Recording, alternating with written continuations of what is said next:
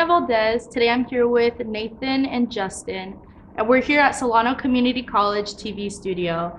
And today we're going to be talking about the arguments for and against the death penalty. Okay. Nathan, would you like to start us off? Yeah, our first segment that we're going to talk about is like what is the death penalty, like what's it defined as legally. And I did some research looking in on the Cornell Law School, and they define specifically Nicole McCarthy, who wrote the passage. She defines it as state-sanctioned punishment of executing an individual for a specific crime.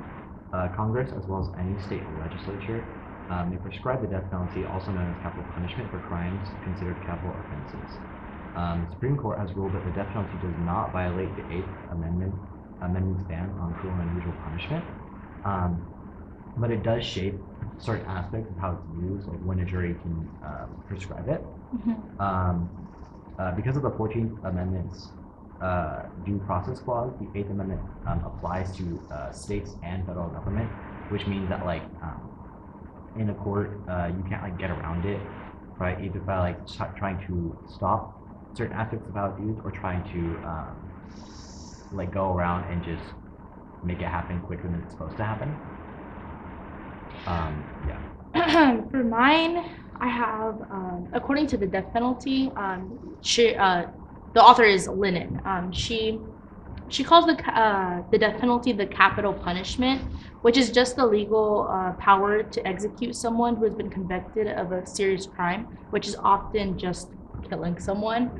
She points out that while some parts of the world have moved away from this, the United States still uses this.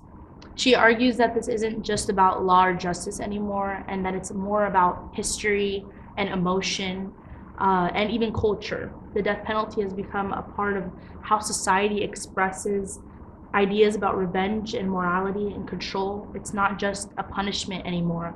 It's a symbol that reflects deeper attitudes about crime and authority.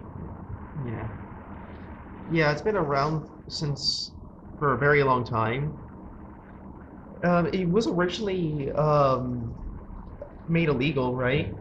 It was initially banned in a Supreme Court case, Berman versus Georgia, in 1972. Yeah, and then it was reinstated about 4 years later in a different Supreme Court case, Gregg versus Georgia, in 1976.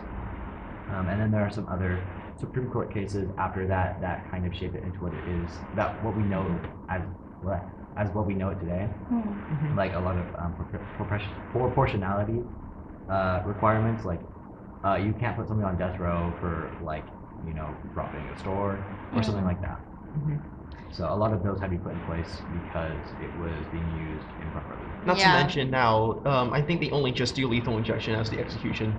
Yeah, there used to be a lot more cruel and unusual ways of it, like hanging and electric chair, and I'm sure there's other ones, but those are the two main ones that I remember. They kept the most peaceful one. Yeah. I don't know about peaceful. You're still dying. Still dying, but you're not going to feel it. Does it come with pain? I don't know if it comes with pain. I'm not sure. I think so. Yeah. Pretty There's not really any way to tell if it does or not, but yeah. Okay. None of us have experienced it. The second part of Lennon's article, it talks about the death penalty and why it continues to exist, especially because there's now newer evidence that it doesn't prevent crime, and sometimes it leads to wrongful convictions, which would suck if you were wrongfully convicted and then you're on death row and then just die. That would be horrible. I could not imagine a family member experiencing that.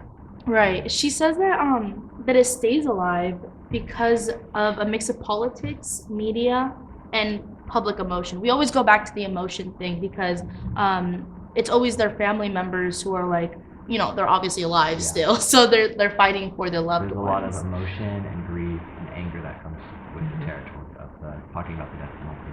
Politicians often use tough on crime politics to gain support, and the media fuels fear by using focusing on the more violent cases.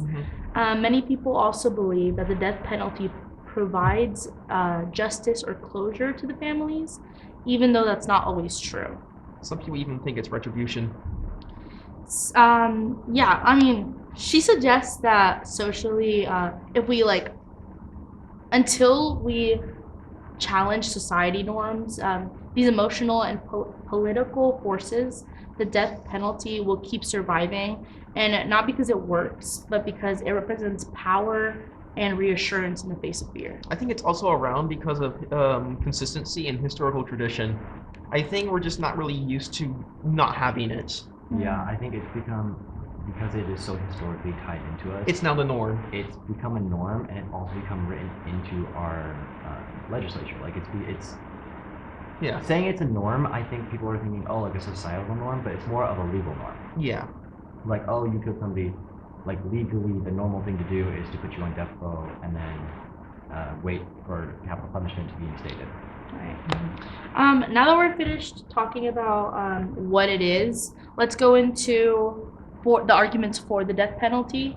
So, Nathan, would you like to start us off with this? A few arguments that I found for the death penalty, I found in an article called 5 Arguments in Favor of the Death Penalty, written by Tom Head in January 19th of 2020. And it states that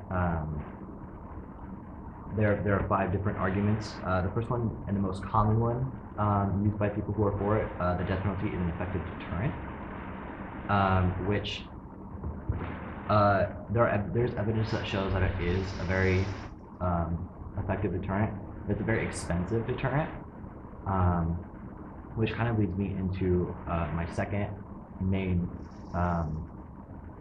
argument that I found for the death penalty, that I think they kind of contradict each other, which is it is cheaper to just put somebody to use capital punishment than it is to feed a murderer for life. Like if you sentence someone to life. Which on paper looks like it'd be the case, but yeah, on paper it's like you have like, there's like, oh, you feed somebody for their entire lifespan, which I think about now is 80 years. Yeah. And say they murdered somebody when they were like, I don't know, 30, so that's like you got 50 years of just feeding this person. I feel like the life expectancy rate has also decreased with people in jail. Yeah, it can't be the same. 60 or 70. Yeah, probably. So causes a lot of psychological issues. Yeah, so there's like people see that like just base level where it's like, oh yeah, you feed this person for their lifespan, or you just kill them off. Yeah. You just that's it, they're gone. Which, if you just look at it like that, it's true. But if you really deep dive on what the process is to get somebody on death row and to instate capital punishment, and the expenses for it and stuff. The expenses for it, like the legal process you do, like the lawyers, the attorney, like the judge, like just the jury, like there's so much time and effort that goes into it that it ends up being more expensive to just put somebody on death row and feed them instate capital punishment than it is to just feed them. Okay. Yeah, I mean that kind of does make sense, because it's not like they're getting luxury foods anyways. They're eating, like, I've seen photos, it looks like they're like eating things that like are given to the military. Real, people in military like, MRIs and stuff, like, yeah. Real nasty. Yeah, it looks like it's not like they're getting fed like McDonald's. Yeah, they're not door dashing. It's like it's like Uber Eats. The only actually good meal they have is their last one. Which is that's so sad. Their last meal is the only good meal they even have. Yeah. Okay, for the article that I read for this was by Jeffrey Riemann. I'm not sure if I'm saying that right, and their title is literally called For and Against. They start by acknowledging that the death penalty might seem fair in theory. He agrees that people commit murder deserve the most serious punishment that they can get, so that because they're taking a human life away, right? But from that perspective, it also makes sense that society would want a punishment that matches the crime. Like, literally, if you steal something, it should only be like 6 months in jail, like depending on how expensive the item was. And if you kill someone, I guess, like if you're using that as an argument, then you would also want someone who has killed someone to, unfortunately die. This argument also is a good way to show that every life has a value, because if I were to kill someone, right, and then they would just put me in jail for 6 months, their family would be like, their life was so much more meaningful than that, the author for this one doesn't deny that the death penalty is like morally justified. He doesn't believe that, but he does admit that murderers, like most murderers, might deserve to die. Yes. Yeah. Not to mention, a lot of people believe death penalty is a way to enforce social safety. Because if they're left unpunished or not punished enough, they'll just be convinced to keep doing it. Yeah, like a deterrent. Like going back to one of my like when you mentioned, it works as a really good deterrent. I It's think cost efficient or not. I think it also has a lot to do with like what is going on. You know, like for example, like on paper it just looks like this person killed this person, but you don't know the situation. Like if they're just killing off like defense and whatever, or like if they're killing because like it's, you know, not everyone who is in jail for murder has killed like and planned it. You know what I mean? Like And there's always a motive. it's like situational. Yeah. Sorry. Sorry, that's okay. And when I was doing research, the majority of Americans do believe in the death penalty. But I think it's important that I think it's about 53 to 56%. And those are from polls taken across a few years, from 2017 to I think about 2020 now, where they talk about like 56% of Americans still support it. And I think it's important to remember that that whole 56%, they aren't going to be thinking the exact same thing at the same time. They all have different lived experiences and stuff. So it's like there could be somebody who they believe in it because of religious views, or there's somebody who like their family member was killed, so they're like, oh, like I need closure, like I need this kind of closure for their grief and their anger and stuff like that. Yeah. And I think I don't want to generalize like one side of this either side of the controversy. I don't want to overgeneralize either one and saying, oh, if you believe in the death penalty, you have to believe this. Yeah. It's no, you can have your own views and your own ideas for it. Even though Raymond understands the logic behind it, he still argued that we shouldn't have the death penalty in practice. I think for his article, he was very much validating both sides of the. Which I think is very important to do. Death penalty should be something that should be done really carefully. It is something you don't want to abuse, nor you want to underuse.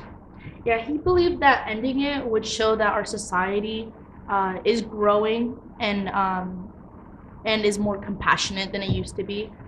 He thought that rather than responding to killing with more killing, refusing to execute even those who have done terrible things, proves that we truly value life. He also points out that there's no solid evidence that the death penalty prevents more murders. So keeping it only adds more violence without real like benefits or solutions. I mean, if we just solved every solution with killing, I feel like there would be no one left on earth. But each case that is involved in this controversy is so specific that I think it's very hard to be able to just have a blanket statement over this. I think because that sounds like a blanket statement kind of thing, which I think is very hard to do in this controversy, because I mean there are so many like instances where like bringing up like mental illness, like where somebody is they're just not doing well mentally, but they end up getting put on death row, and they go through like the horrible conditions that is there, and they don't get the help that they need. And then I know there's some other cases where it's like, oh, this person deserves to be on death row because they're a monster, like serial killers and stuff. Like, deciding if someone has to die is a really difficult thing. It's a very difficult, and not everyone's gonna see eye to eye to it. Yeah. Very expensive thing to do. Okay, let's go on to the next topic, which is which is against the death penalty. I'll start us off. I had why the death penalty is a bad idea. So, in the article against the death penalty by Justin Stephan G. Breyer. Oh my God, so many names. He argues that the death penalty is deeply flawed and unfair. He says that it fails in the three major ways. It's unreliable, it's applied unevenly, and it takes way too long to carry out. Plus, it's expensive, like you said. Yeah. Innocent people have been sentenced to death, proving that the system can't guarantee accuracy. The punishment also depends too much on luck. Where the crime happened, what race the victim was, or how good the lawyer happened to be. Like, you can never be 100% sure. And There's so much room for human error. exactly. Yeah. On top of that, people often wait decades to be on death row before their cases are resolved, which turns the punishment into a drawn-out form of psychological torture. Like, that's literally like you're already in hell, you're Yeah, in jail, You're on death row. You're like in the and then worst you living just don't know conditions. when you're gonna die. Like, you don't know what You day. don't know if you're gonna be like given a date where it's It's like, oh, that's it for you. absolutely horrible. Yeah. The psychological, which I'm not saying that they don't deserve it. I mean, I don't think there are some that do deserve it, and I think there are some that do really deserve that like kind of psychological message with Yeah. them. Yeah. I swear. Because of this, Breyer believes that the death penalty violates the Constitutional's ban on cruel and unusual punishment, which I think does make sense because cruel and unusual punishment is a very vague term. Like, Yeah. the Constitution is already vague itself. Like, There's a lot like of- freedom of speech doesn't Yeah. always mean like you can say whatever you want without any consequence, you know? There's a lot of different legal interpretations. Yeah, and so because of this, I think so as well. Yeah. Yeah. Some arguments that I found when I was doing research, I found in What's Wrong with the Death Penalty by Michael W. Austin, PhD, written in December 11th, 2020. He makes a number of arguments, but one of the ones that stuck with me the most, that was like kind of like eye-opening. I was like, whoa. It was like, he made this point. He was like, oh, it makes no sense for killing somebody else. Like, we don't do that with any other like crime. Like you don't subject a rapist to rape. Okay. Like, why do you I subject a understand. murderer to Yeah. death? Yeah. Like it, like he was like, there's a logical inconsistency there that he just really wasn't writing with.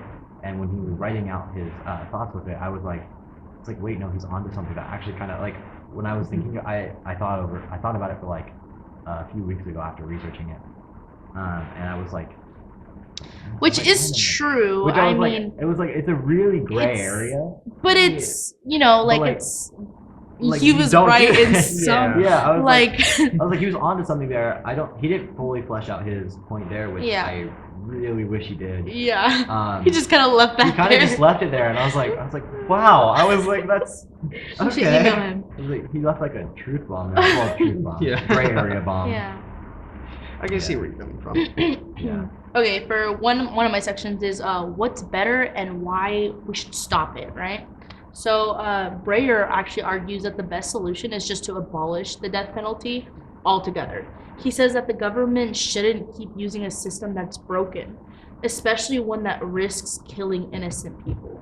Because if we value life so much, then like To like kill somebody for killing somebody. right, like it's very like it's contradicting. It's very, We say that we value it's life, we kind of value like a life, but paradox. it's like right. Yeah. It's like a paradox. It's like, oh, you value life so much that you're going to kill somebody for taking somebody else's life. Right, but it's like But then we're you're still just- taking it's like, their life. It's like a hypocrisy, Literally. kind of.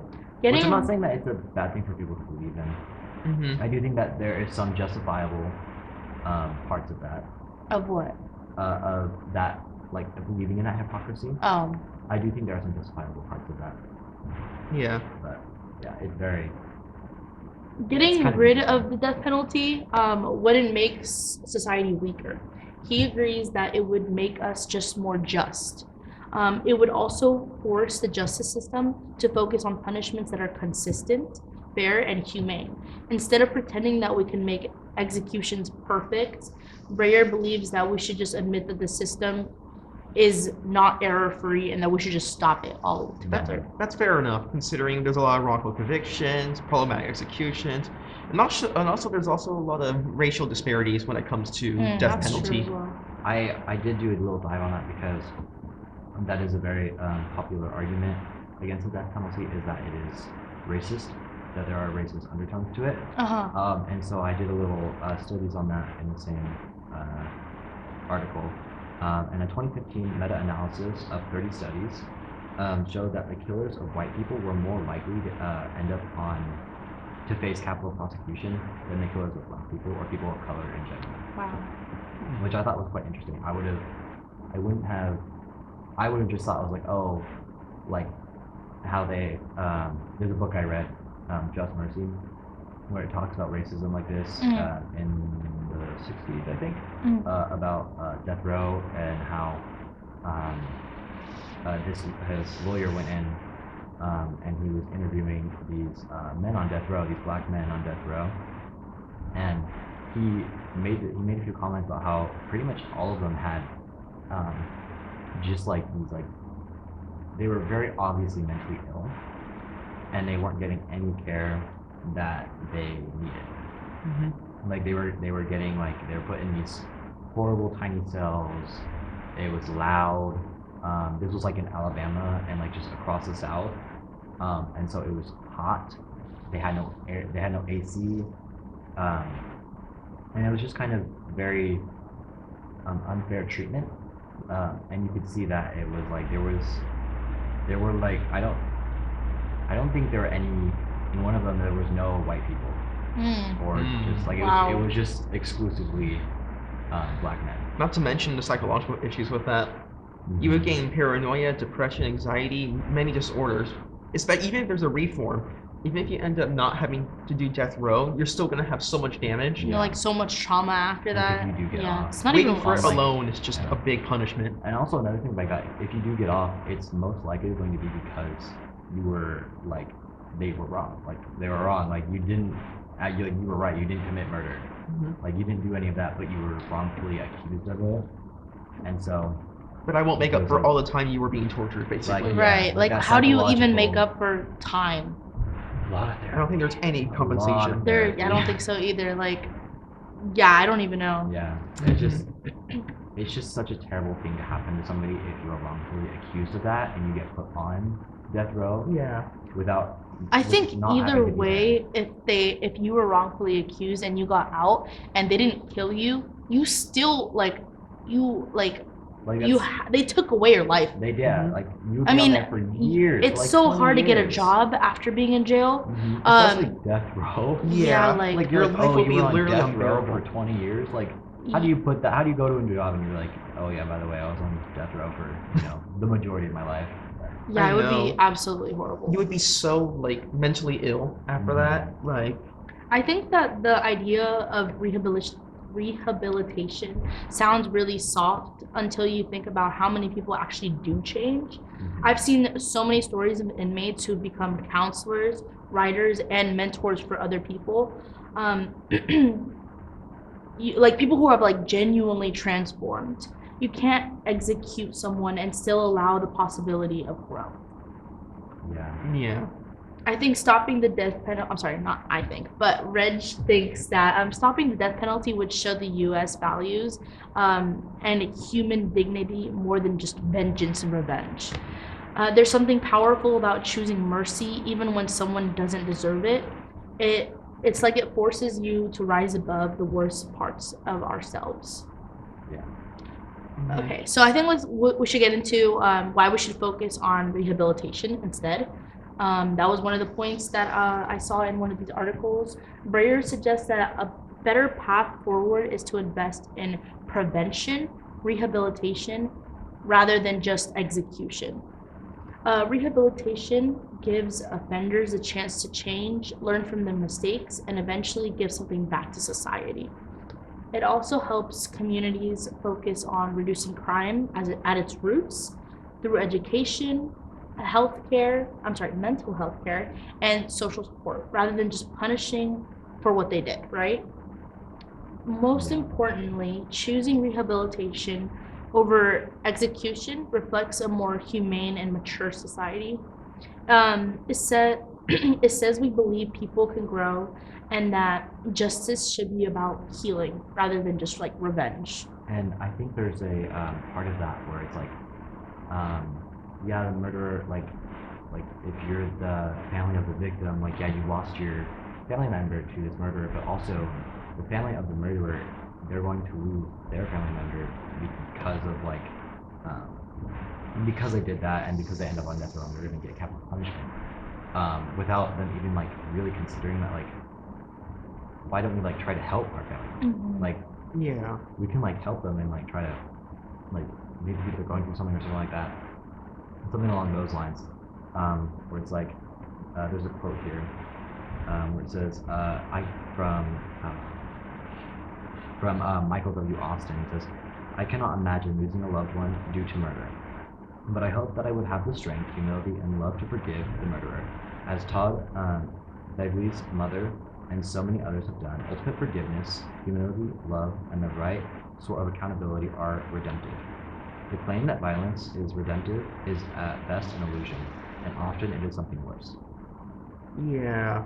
Overall, though, even then, like, I'm not 100% confident that it would work for certain murderers. Yeah, I I feel definitely don't think that it's gonna help everyone, but But- I think if there's a chance, I do think that it is good to like try at least, and it I may think- not work for that case in particular, but you can get information from that to instead of having a reactive approach to it, to have a proactive approach. What I think they can both technically coexist, where death penalty can still be an option in case something goes south. Yeah, oh, that's true. That would be a Like, better, I think, yeah. alternative. I think death penalty should be used less than it. I think I mean, it's not even used that much as it is now, but I But- think it should be used a lot less than it already is, and that there should be. I think they should lengthen the process of it and involve a lot of psychologists. Like you're in a sociology degree, right? Like use like a lot of stuff for that. What were you saying? I do think like death penalty should definitely be like a last resort. Mhm. I don't 100% agree it should be gone. I think there are people out there that you have no other option, and which is sad. Yeah, I'm but not- it's so true. Like I'm like the one that's going through my head so many times is like, oh, Jeffrey Dahmer, Ted Bundy, like these serial killers who And are I- so clearly insane. Like I don't think there's any saving them, but Yeah. I think you can learn from their like mental illness and mindset and prevent that in the future. So I agree with what you're saying, but I think that we should like a case study, like learn from that Yeah, and then apply that. that makes sense.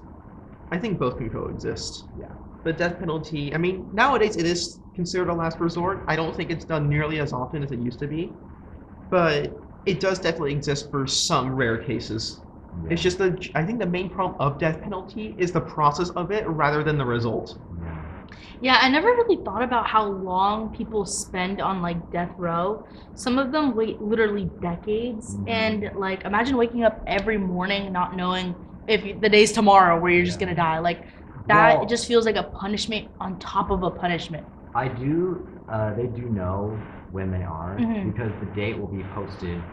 They it's not like, oh, you wake up and like, oh, today's the day. No, it's like Oh. Yeah. it's like it might have been like I think it was like that in the past, Yeah. but now it's more like there's so much like legal process in it, so you're the one who has to go to the trial. So you're gonna be the one who But, is like, hearing everything that's going Imagine on. being in jail and you're like already Yeah. like prison, I mean, and you're already devastated. Like it's Yeah. a miserable place, you know. No one knows Yeah. you know, You what could really debate- happens in there. And when you're in there, you're just counting down the days until like you're living miserable days, and then you're just counting them off until when the actual day you die is. That's just insane. Like Or when like the that end of the has day to is be you get some out. like Yeah. psychological torture for that. Like You can debate it's a fate worse than death. yeah. Definitely. Because even if you are like wrongfully charged and you do get out, it still kind of like ruins your life. Like you're like effectively dead socially. Like even if you are wrongfully charged, You and do can't get out, vote. You you can't vote, like. you can't get a job, you can't do It's anything. absolutely horrible. I That don't is- know. Yeah. That is why some people who end up having to die die very peacefully because the torture's over. They're like, oh, like finally, like I can like. Yeah. It's really sad. Um, Really sad. Breyer believes that by moving away from killing and punishment, as punishment. I'm sorry. He believes that we take a real step forward to a fairer and more compassionate world. Okay, I'm your host, Diana Valdez, and I was joined today by Nathan and Justin. Today we explained the arguments for and against the death penalty. I hope you enjoyed our podcast and that this helps you make your own or form your own opinion about the death penalty. Thank you.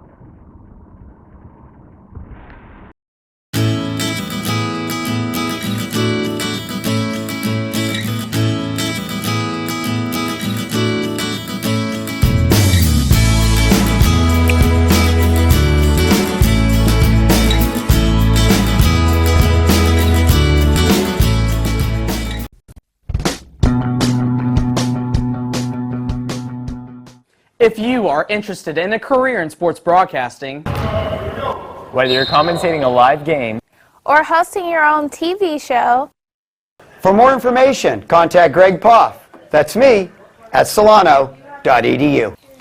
we hope to see you here next semester. And remember, It's more than just sports. It's an education.